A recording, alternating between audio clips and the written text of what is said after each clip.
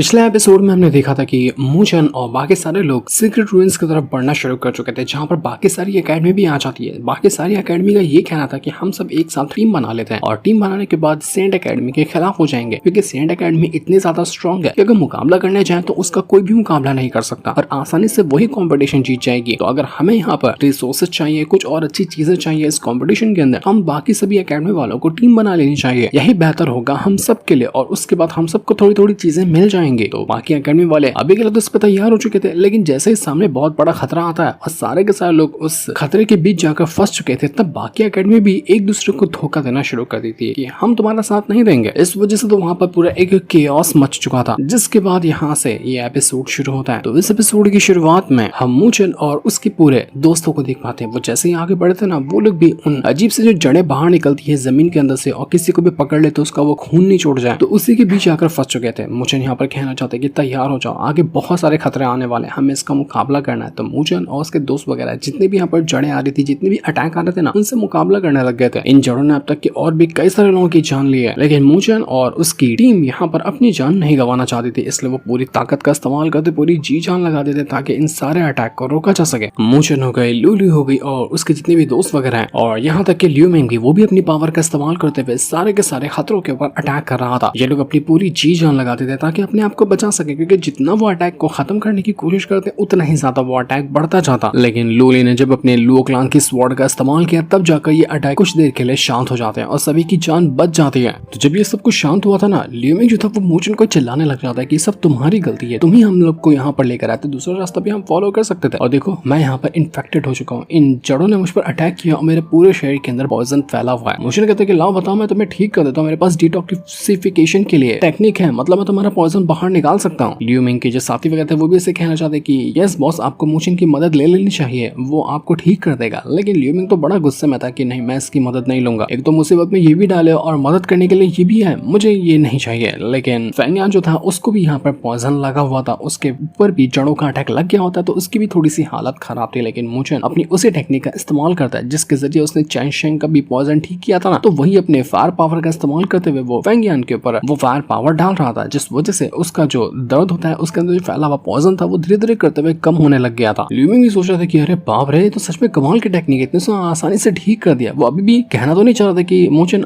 मेरी मदद कर दे, क्योंकि वो उससे गुस्सा ही है, लेकिन फिर भी मूचन उसके ऊपर वो अटैक डाल देता है और कहता है कि लामा तुझे ठीक कर देता हूं, ज्यादा तुझे नखरे करने की जरूरत नहीं है। मूचन तो यहाँ पर अपनी फायर पावर को और ज्यादा बढ़ा देता, जितनी लिमिट भी नहीं थी उससे कहीं गुना ज्यादा बढ़ा देता, ताकि यहाँ पर इसको और तकलीफ दे सके और तकलीफ देकर यहाँ पर इसका ये पॉइजन ठीक करेगा। लियू मिंग की तो वाट लग गई थी और मूचन बड़ा हंस रहा होता है। इसके बाद हम कुछ टाइम बाद का सीन देख पाते हैं, जहाँ पर लियू मिंग जो था ना वो यहाँ पर नॉर्मल हो चुका था, उसके अंदर से भी पॉइजन का असर खत्म हो गया होता है। लेकिन जैसे ये हुआ था, वहां पर उन लोगों को बैटल होने की आवाज सुनाई देने लग जाती है, वहां पर ऑरा भी फैला हुआ था। तो लूली कहती है मुझे लगता है कि 3000 मीटर यहाँ से अगर हम साउथ की तरफ जाएंगे ना, तो वहां पर किसी का तो बैटल हो रहा है, हमें वहां पर जाकर देखना चाहिए कि सीन क्या है वहां पर। इसके बाद हम वही बैटल का सीन देख पाते हैं, जो कि किसी और का नहीं बल्कि मियर का ही हो रहा था, उसी दूसरे वाले एकेडमी के बंदे के साथ, जिसका नाम था वू होंग। और यहाँ पर वो मेयर से कहना चाहता है कि बहुत तुमने फाइट करके दिखा लिया, अब तुम्हारे दिन भर चुके हैं, अब मैं तुम्हें यहाँ पर नहीं छोड़ने वाला। तो ये सुनकर मेयर कहना चाहती कि तुम लोगों की बस यही औकात है, तुम ना पीठ पीछे छुरा भोग सकते हो, तुमने पहले दिखाया कि तुम हमारा साथ देने के लिए तैयार हो, लेकिन टाइम आने पर धोखेबाजी कर गए। मुझे तो लगता है कि तुम्हारी एकेडमी के अंदर सिर्फ यही चीज सिखाई जाती है कि किस तरह से धोखा दिया जाता है। तुम जैसे घटिया इंसानों को आखिर यहाँ पर जिंदा रहने का हक दिया किसने? मेयर के एक साथी जैसे यहाँ पर वू होंग को कहने वाली थी कि तुम बहुत ही ज्यादा घटिया इंसान हो, मैं तुम्हें छोड़ूंगी नहीं, कि उस बेचारी का सेंटेंस पूरा होने से पहले ही वू होंग जो होता है वो उसकी जान ले लेता है, वो उसको जान से मार चुका था। मेयर काफी ज्यादा टेंशन में आ जाती कि नहीं नहीं, ये नहीं हो सकता, मेरे 2-3 लोग ही तो बचे हुए थे, उसकी भी जान चली गई। वो वू होंग से बहुत ज्यादा गुस्सा थी कि तूने जो किया है ना, मैं तुझे छोड़ूंगी नहीं, तूने आज सारी की सारी हदें पार कर दी, तेरा खेल अब खत्म होगा, मैं किसी भी तरह से तेरी जान लेकर रहूंगी। जैसे वू होंग यहाँ पर उन लोगों का पॉइंट्स छीनने के वाला था कि तभी वहां पर एंट्री मारता है अपना मूचन, और जो स्पिरिट टोकन यहाँ पर वू होंग लेने वाला था जिसके अंदर पॉइंट्स होते हैं वो उससे छीन चुका था। वो कहने लग जाता है उस वू होंग से कि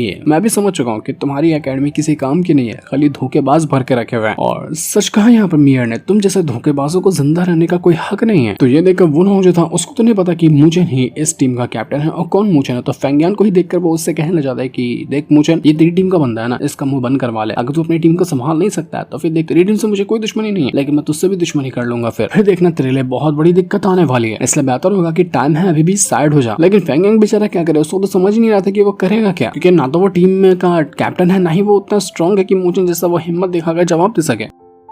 तो मूचन इस सिचुएशन हैंडल करते हुए कहने लग जाता है उस वुनहोंग से कि तू मेरे अब कैप्टन को सिखाएगा कि उसको क्या करना चाहिए और क्या नहीं करना चाहिए। अबे जा अपनी औकात देख पहले, हम हमारे कैप्टन को कुछ भी करने नहीं देते, सब कुछ हम ही हैंडल करते हैं और अब तेरे को बचाने का काम भी हम ही हैंडल करने वाले। देखा जरा कि तू क्या कर सकता है, वरना अभी यहाँ पर हम तेरा खेल खत्म कर देंगे। जो यहाँ पर कमजोर हो, जिसके चोट लगी है ऑलरेडी और वो फाइट करने के लायक ना हो, जैसे कि मीयर, और उसका तुम फायदा उठाने की कोशिश कर रहे हो। ऐसे इंसानों को जीने का कोई हक नहीं होना चाहिए और वही हक यहाँ पर हम तेरा तुझसे छीनने के लिए आए हुए हैं। तो ये देख वुनहोंग कहना चाहता है कि अब लगता है कि थोड़ी कसरत करनी ही पड़ेगी। मुझे लगा कि ये मामला आसानी से खत्म हो जाएगा, लेकिन अब तो यहाँ पर बाकी लोग भी आ चुके हैं, तो अब सभी को हराने के लिए थोड़ी एक्सरसाइज हो जाए। तो मूचन तुरंत अपनी ड्रैगन स्पिरिट को समन करते हुए कहता है कि अब तुझे रोका किसने है, तेरे पास जो भी है सब कुछ बाहर निकाल कर दिखा, मैं भी तो देखूं कि तू क्या कर सकता है। तो एक तरफ मूचन अपनी पावर एक्टिवेट करके तैयार था, तो वहीं यहाँ पर वुनहोंग भी अपनी पावर को एक्टिवेट करके तैयार होता। दोनों एक दूसरे की जान लेने के लिए पूरी तरह से तैयार थे। मूचन की थंडर लाइटनिंग पावर एक्टिवेट थी और यहाँ पर वो जो वुनहोंग है उसकी खतरनाक डिमोनिक पावर एक्टिवेट होती है और दोनों यहाँ पर एक दूसरे को देखते ही बैटल करने ही के वाले थे कि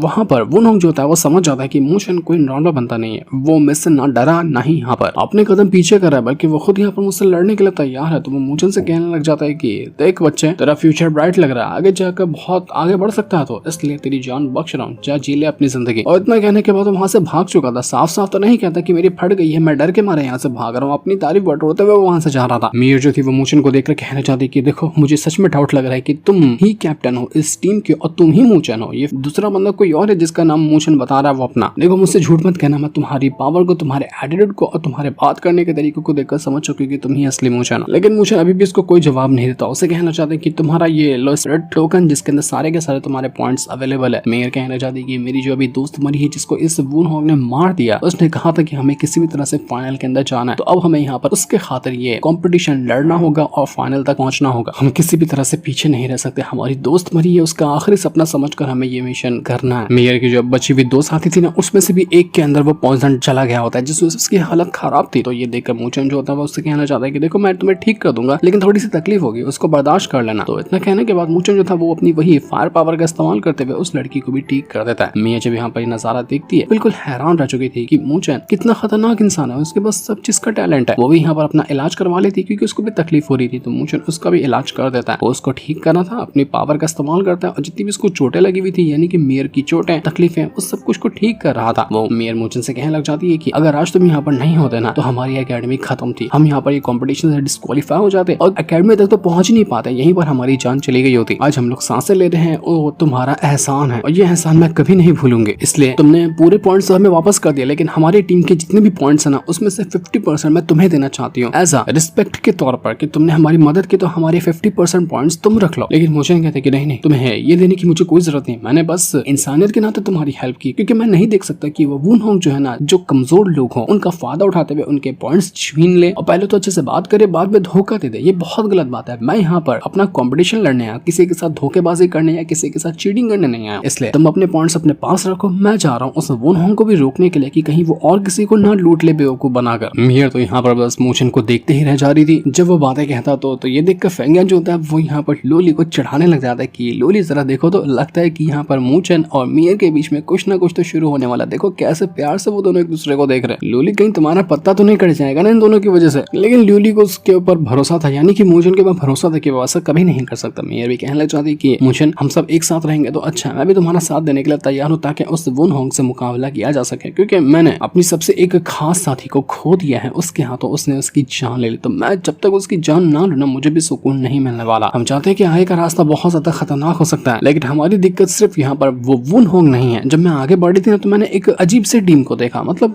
वो टीम के जितने भी लोग थे ना बिल्कुल एक डीमन जैसे थे, इंसान तो वो लग ही नहीं रहे थे, वो बहुत ही ज्यादा खतरनाक थे। तो वो लोग ना कभी भी आकर किसके ऊपर भी अटैक कर रहे हैं, वो पता नहीं कहाँ से आए हैं, क्या है उनका कोई अता पता नहीं है, लेकिन वो है बड़े खतरनाक और जिसको दिखता है उसके ऊपर अटैक कर देते हैं वो लोग। और वो जो जड़े वाला अटैक है ना वो उनके ऊपर अटैक लगता भी नहीं है, ऐसा लगता है कि वो लोग आराम से जड़ों वाले अटैक को कंट्रोल कर लेते हैं और अटैक उसके ऊपर कोई असर भी नहीं करता, इसलिए वो बिंदास यहाँ पर घूम रहा है। ये उसी बंदे की बात करी थी जिसको हमने लास्ट एपिसोड में भी देखा था, जिसका नाम था जैन किंग और वो वुड एकेडमी वाला था। तो उसी की टीम की यहाँ पर वो बात करी थी कि वो लोग बहुत खतरनाक है, डीमन जैसे दिखते हैं वो लोग। तो इसी वजह से मैं यहाँ पर मुझे से कहना चाहती कि यहाँ पर हम जितने भी लोग हैं ना, हम सबको एक दूसरे का साथ देना चाहिए और हम उस सीक्रेट रूइंस तक के चलेंगे। और तुमने कहा था कि सीक्रेट रूइंस तक जाने के बाद सब अपने टैलेंट पर डिपेंड करेगा, जिसके पास टैलेंट होगा वो वहाँ के ट्रेजर ले सकता है। तो हम सीक्रेट रूइंस तक के एक साथ चले ना, तो बीच रास्ते में आने वाले सभी खतरों का मुकाबला कर सकते हैं। उसके बाद हम अलग अलग हो जाएंगे और जिसको जो मिलेगा वो अपने पावर के हिसाब से हासिल कर सकता है।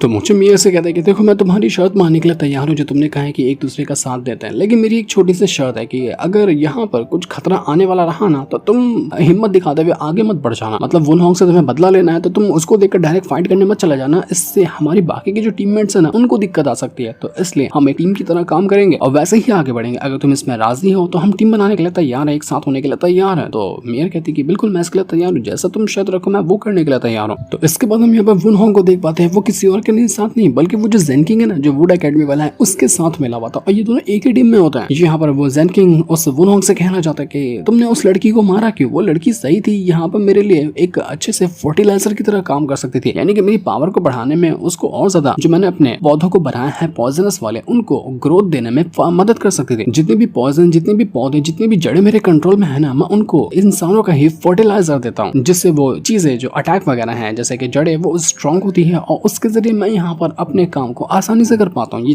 जितनी भी जड़ें हैं ना वो मेरे पेट की तरह काम करती हैं और सभी को मैंने आराम से अपने कंट्रोल के अंदर रखा हुआ है। तो जितने भी लोग तुम्हें नजर आते हैं ना उनको बिना मतलब के मत मारो, उनको यहाँ तक लेकर आओ, हम यहाँ पर उसको फर्टिलाइजर बनाकर उनका इस्तेमाल करेंगे। तो अब तुम्हें यहाँ पर वेट करना पड़ेगा। जिस फ्रूट की मैंने तुमसे बात की थी ना कि मैं तुम्हें देने वाला हूँ वो तैयार होने वाला। तो ये सुनकर वो कहना चाहता है कि हाँ मैं इसके लिए तैयार हूँ, मैं तो इंतजार ही करूंगी कब मुझे वो फ्रूट मिलेगा। वो ज़ेन किंग कहना चाहता है कि वो जो फ्रूट है ना स्पिरिट ट्री के ऊपर उगता है और उसी को ज्यादा स्ट्रॉन्ग बनाने के लिए मुझे इंसानों का फर्टिलाइजर लगता है। तो इसलिए हम यहाँ पर रुकते हैं और इंतजार करते हैं। जितने भी लोग बचे हुए हैं ना वो जरूर यहाँ से तो गुजरेंगे, तो उसके बाद हम उनको दबोच लेंगे। तो इसके बाद हम मूजन उसकी टीम को देख पाते हैं। वो लोग जैसे ही आगे बढ़ते हैं ना उनको भी वहाँ पर वो ट्री नजर आता है, चूंकि फ्रूट अभी लगे हुए थे उसके ऊपर, मतलब फ्रूट तैयार हो चुके हैं, उसको निकाला जा सकता है। तो जैसे ही यहाँ पर मूजन उसके दोस्त वगैरह उस फ्रूट को देखते हैं ना वो लोग कहना चाहते हैं कि ये तो एक लेजेंडरी फेरी ट्री है, इसके वो जो फ्रूट लगे होते हैं इनको कहा जाता है फेरी फ्रूट। और अगर कोई बंदा अपने हेवनली कंप्लीशन चैनल पे या फिर उसके आसपास भी मौजूद है, अगर वो इन फ्रूट्स को खा लेना तो उसकी फिजिकल बैरियर जो है वो खत्म हो जाता है, मतलब फिजिकल बॉडी डिजास्टर और बाकी जितनी भी टेक्निक जो कि फिजिकल बॉडी पे ज्यादा असर डालती है उसमें आसानी होती है, ये बॉडी को मजबूत बनाता है। तो जितने भी बाकी लोग यहाँ पर आए हुए थे ना सभी लोग उस फ्रूट को लेकर लेने के लिए जाने लग जाते हैं, लेकिन मूचन जो था वो समझ चुका था कि नहीं भाई मुझे तो यहाँ पर कुछ दिक्कत लग रही है, इसलिए पहले मैं आगे बढ़कर नहीं जाऊंगा फ्रूट लाने के लिए। और उसका सोचना बिल्कुल सही था क्योंकि वहां पर किसी खास तरह का ट्रैप लगा कर रखा था उस ज़ेन किंग ने कि जो भी फ्रूट लेने के लिए आएगा उसकी वाट लगेगी। तो जितने भी लोग यहाँ पर मौजूद है ना, मतलब मोशन की टीम वाले नहीं बल्कि बाकी की टीम के भी यहाँ पर आ चुके थे, तो सब लोग फ्रूट निकालने लग जाते। जैसे वो एक फ्रूट निकालते अपने वापस से वहां पर एक दूसरा फ्रूट रीजनरेट हो जाता, तो उसको देखकर कहने लग जाते सभी लोग, कह रहे ये तो कमाल की बात है, हम जितना चाहे उतना फ्रूट निकाल सकते हैं, कोई दिक्कत नहीं होगी। वो सभी लोग मजे से अपना फ्रूट निकालने लगे थे ताकि उसको खा सके, लेकिन यही चीज तो ज़ेन किंग चाहता था। वो कह रहा था कि जल्दी जल्दी लोग फ्रूट खा लो, उसके बाद आराम से तुम फर्टिलाइजर बन जाओगे। मोशन की टीम से जो भी बनता आगे बढ़ने की कोशिश करता है, मोशन सभी को रोक दिया करता कि नहीं कोई भी आगे नहीं जाएगा फ्रूट लाने के लिए, क्योंकि ये फ्रूट के अंदर मुझे कोई दिक्कत लग रही है। वो अपने पूरी टीम वालों को सभी को वहीं पर रोक चुका था कि नहीं कुछ भी करने की जरूरत नहीं है, ये प्लांट और ये जो ट्री है ना ये इसके अंदर कुछ तो गड़बड़ है। मीर को भी यही डाउट लग रहा था कि हाँ इसके अंदर से जो निकलने वाला ऑरा है ना ये मानो हिप्नोटाइज कर रहा है, मतलब ऐसा दिमाग पर असर कर रहा है कि हमें मजबूर हो जाए वो फ्रूट लेने के लिए। और जैसे हम फ्रूट लेंगे हम दिक्कत में फंस जाएंगे। वो फ्रूट हमें अपनी तरफ जानबूझकर खींचने की कोशिश कर रहा है, लेकिन हमें अपने आप को कंट्रोल करना चाहिए। तो जितने भी लोगों ने यहाँ पर फ्रूट लिया था ना धीरे धीरे करते वो सभी एकदम पागल होते जा रहे थे, उनको समझ नहीं रहा था कि वो लोग कर क्या रहे हैं। और देखते देखते जैसे उन्होंने फ्रूट लिया और उनको खाने की कोशिश की, खाने से पहले वो फ्रूट फटता और पूरी तरह से उन लोगों को डिवोर कर जाता। मतलब जो भी यहाँ पर फ्रूट लिया हुआ था वो फ्रूट ही वहाँ पर लोगों को डिवोर करा था। लोग क्या फ्रूट को डिवोर करेंगे, उल्टा ही सीन हो गया, फ्रूट ने उनको डिवोर कर लिया और फर्टिलाइजर में कन्वर्ट कर दिया था। मुझे कहना चाहता है कि जिसको तुम लोग यहाँ पर कह रहे हो कि ये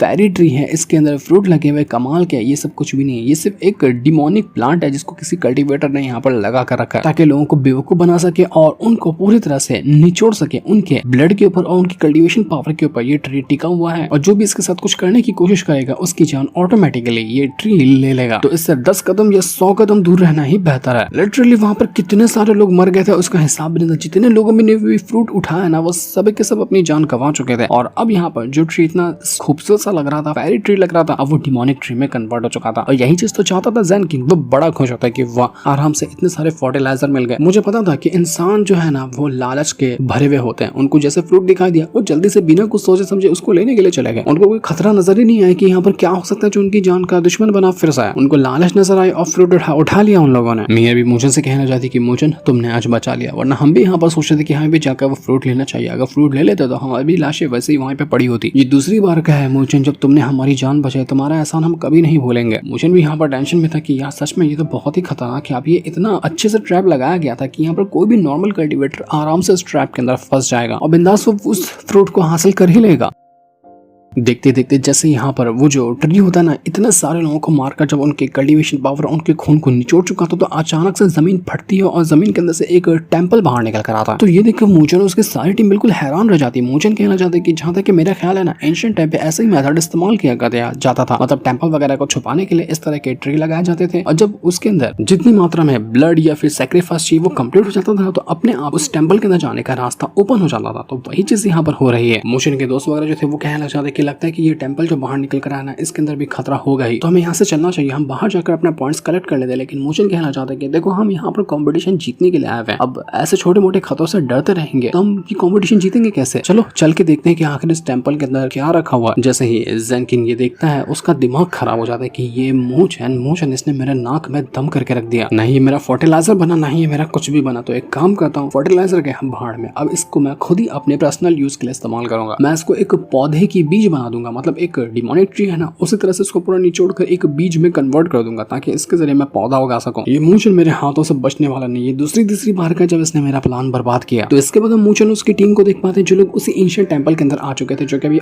बाहर से निकल कर आया था ना जमीन के अंदर से। तो जैसे ये लोग यहाँ पर आते हैं जगह काफी ज्यादा खतरनाक होती है और बहुत सारे अलग अलग हॉल्स बने हुए थे। मूचन कहते हैं कि देखो एक दो लोग की टीम बना लेते हैं और यहाँ से जितने भी हॉल वगैरह है ना सभी को अलग अलग लोग जाकर एक्सप्लोर करो, देखो कि वहाँ पर क्या मिलता है। दोनों को कुछ भी ऐसा लगता है कि नहीं यहाँ पर खतरा है तो तुरंत बाकी लोगों को आवाज लगाकर बुला लेना, सब लोग एक साथ आकर पहुंच जाएंगे प्रोटेक्ट करने के लिए एक दूसरे को। तो इन लोगों ने ना 3 ग्रुप बना लिया था और तीनों ग्रुप निकल जाते हैं अलग अलग जगह को एक्सप्लोर करने के लिए। मूचन जिस ग्रुप में था वो भी वहां से आगे बढ़ता जा रहा था और जितना वो यहाँ पर आगे बढ़ा था ना ये जगह उतनी ही ज्यादा मिस्टीरियस और उतनी ही ज्यादा खतरनाक हो रही थी। एटमॉस्फेयर भी वहाँ का बहुत ही अजीब और एकदम डरावना सा होता है। एकदम शांति तो थी वहां पर लेकिन ऐसी शांति थी कि मतलब कोई आने वाले खतरों की शांति हो। तो जैसे मूचन वहां से आगे बढ़ा था ना उसको वहां पर नजर आता है वही ट्री जो कि अभी थोड़ी देर पहले सभी को अपने वश में लेकर उनको फर्टिलाइजर में कन्वर्ट कर रहा था ना। तो देखकर सभी लोग कहना चाहते कि देखो यहाँ पर भी ट्री रखा हुआ है, मतलब यहाँ पर भी गड़बड़ है, हमें इस ट्री से दूर रहना चाहिए। लेकिन मूचन अपनी पावर का इस्तेमाल करता है और पावर का इस्तेमाल करने के बाद वो देखने लग जाता है कि क्या ये भी ट्री नकली ही है जैसा कि बाहर बना हुआ था। तो उसको ऐसा कोई डिमोनिक वाला रिस्पॉन्स मिलता नहीं, मतलब ऐसा उसके अंदर कोई खतरा नहीं लग रहा था। मूचन कहना चाहता है कि जहां तक मेरा ख्याल जा रहा है ना ये जो ट्री सामने रखा हुआ है ये ओरिजिनल वाला है, बाहर जो था वो सिर्फ एक छलावा था लेकिन ये ओरिजिनल है तो इसको हम इस्तेमाल कर सकते हैं। जैसे मूचन यहाँ पर उस ट्री के अंदर से फ्रूट निकालने वाला था वहां पर वही लड़की आकर पहुंच जाती है जिसका नाम था वोइंग और बिल्ली वाली पावर उसके अंदर है ना। तो ये यहाँ पर पहले से पहुंच चुकी थी वो फ्रूट को हासिल करने के लिए। जैसे वो मूचन को देखती है वो उसके ऊपर अटैक करने लग जाती है कि तू है कौन, मैं तुझे छोड़ूंगी नहीं, मेरा ये फ्रूट है, तू यहाँ पर इसको लेने के लिए आया कैसे। वो जैसे अपनी पावर को एक्टिवेट करती है मूचन अपने आप को बचाने की कोशिश कर रहा था लेकिन जब वो देखती है मूचन को तो कहने लग जाती है कि मूचन तू यहाँ पर क्या कर रहा है, पिछली बार तूने मुझे बड़ा बेइज्जत करके हराया था, तू फिर से यहाँ पर आ गया मेरी वाट लगाने के लिए, छोड़ूंगी नहीं इस बात तुझे, तू बचने वाला नहीं आज मेरे हाथों से। मूचन कहता है कि अबे यार ये तो ये है, इसको तो मैं चुटकी बजाते हुए साइड कर सकता हूँ। तो अब देखना इंटरेस्टिंग होगा कि मूचन जो फ्रूट लेने के लिए आया है उसका रिजल्ट क्या निकल कर आता है, क्या सच में वो यहाँ पर अपनी पावर को बूस्ट कर पाता है। ये तो हमें पता चलेगा नेक्स्ट एपिसोड के अंदर जिस सीन को दिखाते हैं। साथ ही ये वाला एपिसोड यहीं पर एंड हो जाता है। Thanks for watching.